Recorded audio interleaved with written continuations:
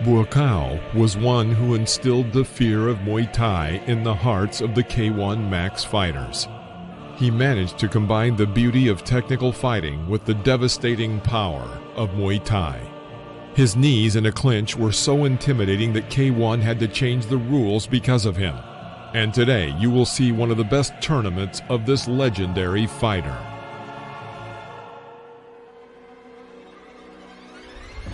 The 2006 tournament was the 5th K1 Middleweight Grand Prix. Albert Kraus became the champion in the first tournament. In the second, Masato. In the third, Buakaw.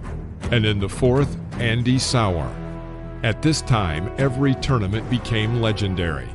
When you compare them to the current boring UFC cards, not to mention kickboxing, you realize how great they were. The fight card was truly packed with stars. In his first match, Buakaw had to face the dangerous Yoshihiro Sato, who knocked out Mike Zambides in the qualifying round. In the 2006 tournament, Buakaw, also known as White Lotus, fought under the name Buakaw por Pramuk, rather than his given name, Banchamek. And that is why we will use this name throughout the video. From the start of the fight, it seemed that Sato was unable to use his arm swing effectively and lacked rigidity. Buakaw stood in front of him like a rock, periodically planting a right cross.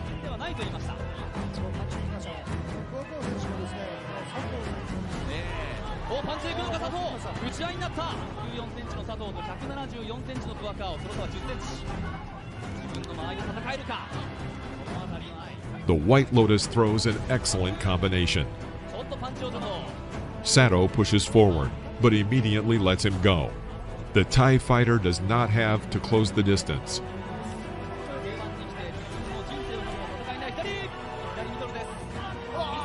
Buakaw throws a left jab and a right cross, pulls away for a moment, and immediately duplicates the punches. Sato is knocked down. In boxing, Buakaw has always been underestimated, but the Japanese fighter gets up, and poor Pramuk turns up the heat. 3 times in a row, he throws a left jab and a right cross as the fighters go head-to-head. Sato doesn't even learn from his mistakes.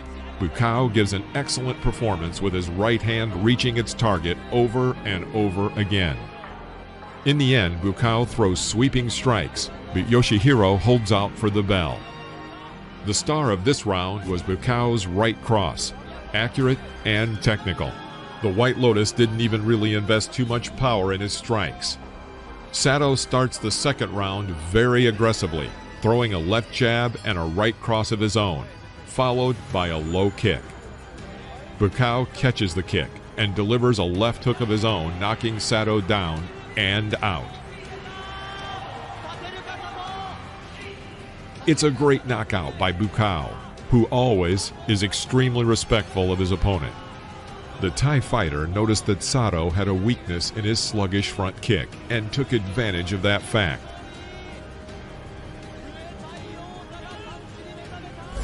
But a year later, Yoshihiro Sato would knock out Buakaw in a rematch, shocking the fighting world.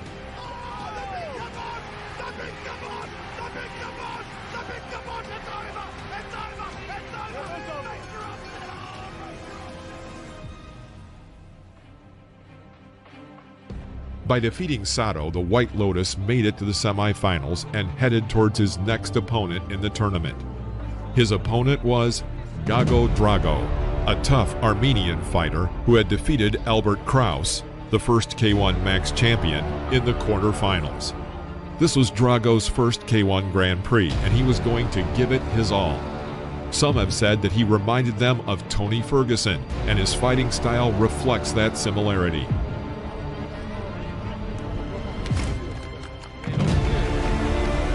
Drago delivers a daring front kick to the head, but Buakaw is unimpressed and soon punishes him for his sweeping attack. Buakaw uses the skills he has honed in the stadiums of Thailand. Poor Pramuk is waiting for Drago's aggressive attacks. He counterattacks effectively, clearly surpassing him in speed.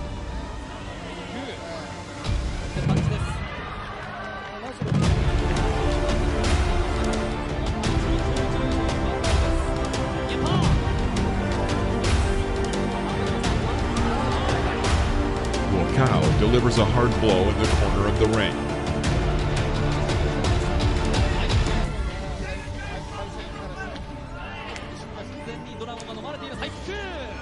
Overall, this was not the most successful round for Drago, though he is clearly not finished.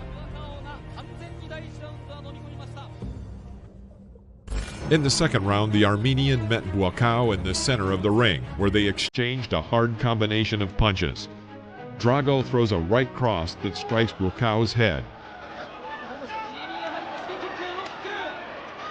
Drago's aggressive style here looks both like Ferguson and Diego Sanchez. Drago, gaining confidence, aggressively began throwing a series of punches in hopes of finishing off Buakaw.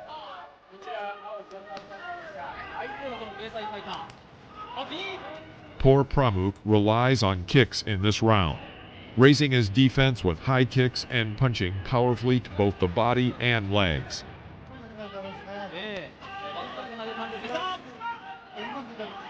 Once again, Buakaw's right hand sends his opponent to the floor.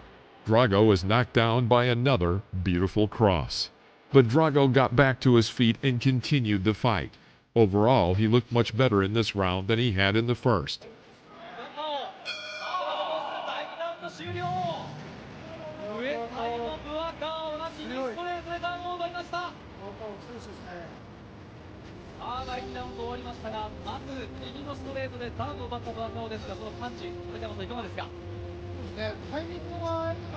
Final round.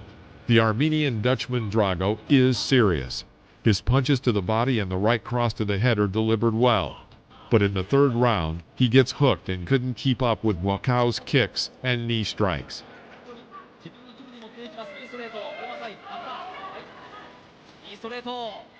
Buakaw delivers a blow to Drago's body, but lowers his defenses in the process, and Drago throws a roundhouse kick. Buakaw is shocked by the audacity of the strike, but returns a roundhouse kick of his own.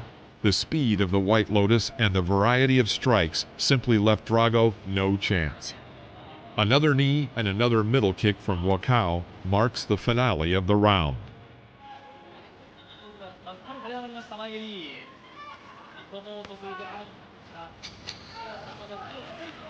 Poor Pramuk has no doubts about his victory, and Drago was disappointed with the outcome. But unlike the local star Yoshihiro Sato, he held out to the end.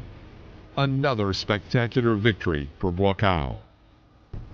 It's time for the final fight against Buakaw's old friend, Andy Sauer. Andy had previously defeated Buakaw with a controversial decision in the 2005 Grand Prix final.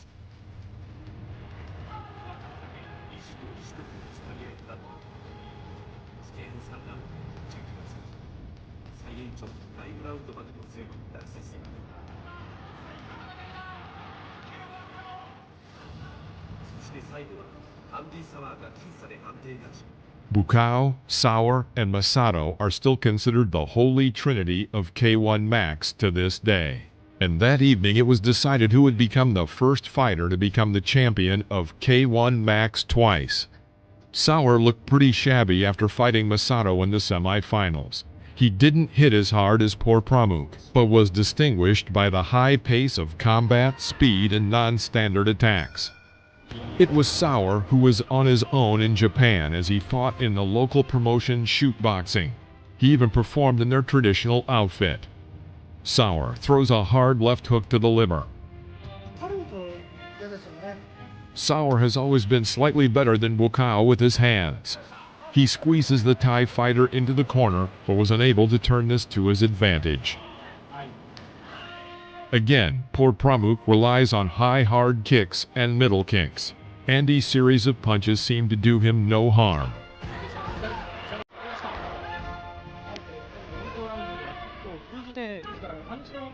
The round went off again at high speeds and definitely in favor of the fresher Buakaw. At this point, the scales are clearly in favor of Buakaw, so if Sauer is going to do something, he had to do it now.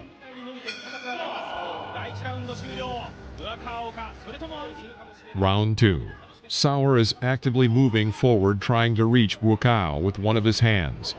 but he was unable to break through the hard Thai block. The kicks from the White Lotus continue to fly wildly. Another series of left hooks come from Sauer, and then the fighters are in a clinch. Andy looked away from the fight for a moment, and a left hook from Buakaw sends him down. Sauer violated the first commandment of kickboxing: protect yourself at all times. It was a powerful blow from Buakaw, who invested a lot in the punch. But Sauer gets up and is ready to continue. Buakaw strikes him at every chance, but is unable to finish him off because of Sauer's cunning and experience. He then hits Sauer with a combination: a left hook, right hook, uppercut, and left hook again, which leads to another knockdown for Sauer. This time Buakaw went behind his head and the shocked Sauer collapsed from a precise right cross. This was a stunning victory for the White Lotus in their long-awaited rematch.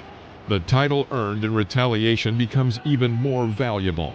So Buakaw poor Pramuk silenced all the critics who claimed that in those years he only had kicks and knee strikes, but no boxing talent. He sent each of his 3 opponents to the floor in that tournament, knocking out 2 of them, and all using his boxing talents. Thanks to everyone for watching, especially our longtime followers. Don't forget to click the thumbs up and subscribe to the channel. See you next time.